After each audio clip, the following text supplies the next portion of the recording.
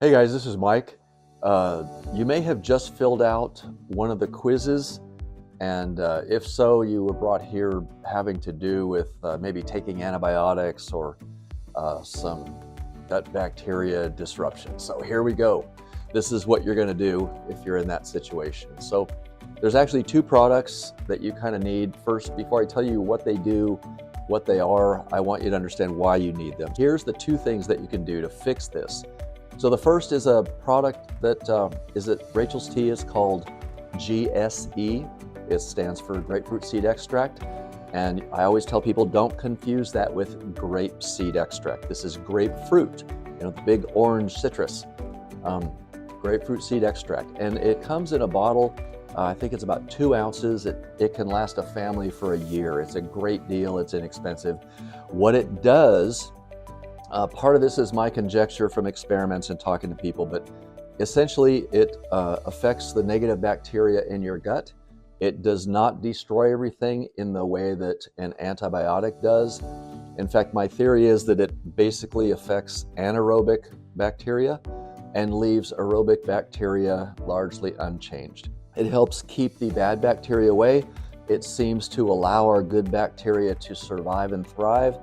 Most of your anaerobic bacteria is found in the cecum, the first portion of the large intestine, and that's where we really have to keep things balanced, and that's what GSE seems to do best. In our family, we've taken it for over 20 years. We put 10 or 20 drops in any kind of a fruit juice. Citrus works best because it perfectly masks there can be a slight tanginess or even a little bitterness to the drops. Some people prefer to put it in a capsule, 10 or 20 drops in a capsule, and then take it like a pill. Anyway, that's all you do. We have people who take it every day. In our family, we take it when one of us is getting sick, feel something coming on, that first day where you feel a little weak or a little off. And it works great for that. It really does seem to rebalance, and it has a big effect if you're getting sick, and it shortens the duration, is the least we ever have it do. Sometimes you actually get away with something without getting it. So once your balance of intestinal flora gets out of whack, just becoming not sick anymore, getting over whatever the infection was and all that kind of thing, doesn't really fix the balance and now improperly messed up gut bacteria that we have. And so you do need to take a probiotic, especially if you've had a round of antibiotics in the last 5 or 10 years. The damage really lasts that long unless you start correcting it with probiotics. So one of the ways that you can tell if you have bacterial gut interruption, if you're kind of messed up down there, some people will bloat, some will have meal stagnation, your whole system starts moving more slowly. You have a musculature that moves material through you, that gets lethargic.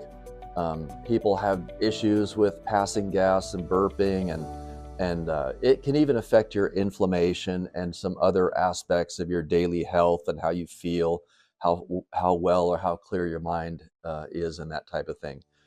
But when choosing a probiotic, there's a couple of critical things. In my opinion, about 99% of all the probiotics that you can buy, and I've personally paid $75 to $100 for a very small bottle of probiotics, and I couldn't tell any difference, and I was very disrupted at the time.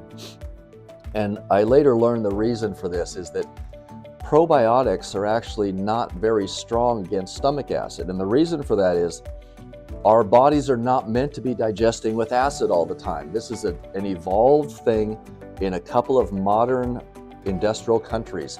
Other places where they eat a simpler diet, simpler foods, old-fashioned style, a little closer to paleo or keto or caveman type stuff, they do not have these issues.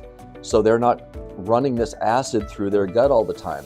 The bacteria in the gut are not meant to survive this 3 or 4 or 5 times a day bath of acid.